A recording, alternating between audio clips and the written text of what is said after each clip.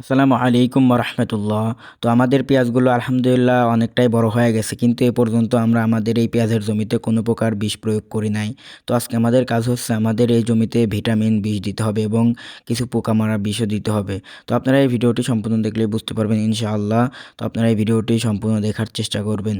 তো সকাল, সকাল আমরা যাচ্ছি আমাদের ওই পেঁয়াজের জমিতে আমি এবং আমার আব্বু। তো এখানে প্রায় ১০টার দিকে আসছি।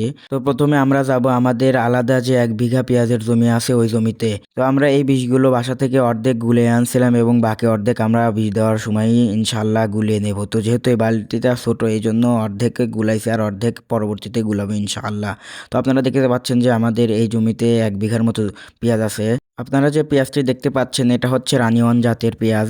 তো আলহামদুলিল্লাহ এই পেঁয়াজগুলো মোটামুটি ভালোই হইছে। তো যাই হোক আমরা চলে আসছি আমাদের এই খালে। তো এই খালটা আমরা এখন পর্যন্ত সেচি নাই।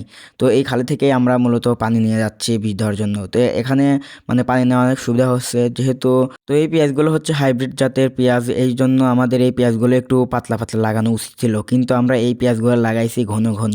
তো যেহেতু আমরা মানে রাজশাহীর যে পেঁয়াজ আছে তাহারপুর ওই পেঁয়াজগুলো লাগাই। কিন্তু এবছর মানে আমরা এই ১ম এ হচ্ছে এই পেঁয়াজগুলো লাগাইছি আরকি রানীওয়ান জাতের।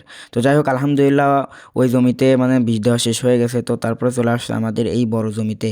তো এই জমিতে আমাদেরকে এখন বীজ দিতে হবে। তো আমার আব্বু এই বীজগুলো দিচ্ছেন এবং আমি পানি উঠিয়ে দিচ্ছি। আমাদের এই পেঁয়াজগুলো অনেক বড়, বড় হয়ে গেছে কিন্তু এ পর্যন্ত আমরা কোনো প্রকার বিষ ব্যবহার করি নাই। তো আজকে ১ম মানে বীজ দেওয়া হচ্ছে আরকি।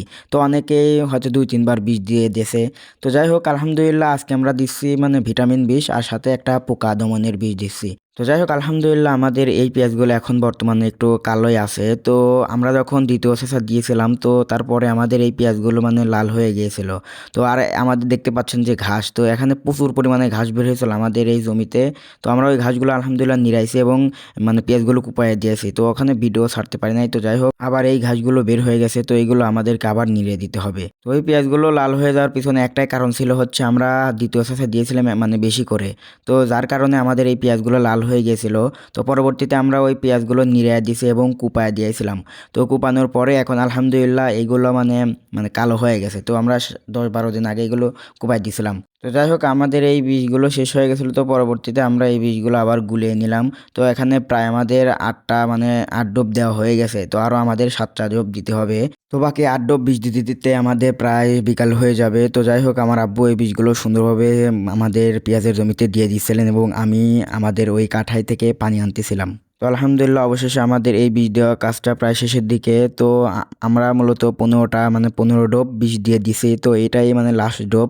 তো ১৬টা আমাদের এই পেঁয়াজের জমিতে দিলেই হয়ে যাবে। তো আমাদের এখানে প্রায় ৬ বিঘার মতো জমি আছে। তো এখানে ১৬টার মতো লাগছে। তো যাই হোক আর ১ কন্টেনার বীজ দিলে হয়ে যাবে। তো এই কন্টেনারটা আমার আব্বু দিয়ে বাসায় চলে যাবেন। তো প্রায় ৪টার মতো বেজে গিয়েছে। তো আমি এখন বাসায় চলে যাব।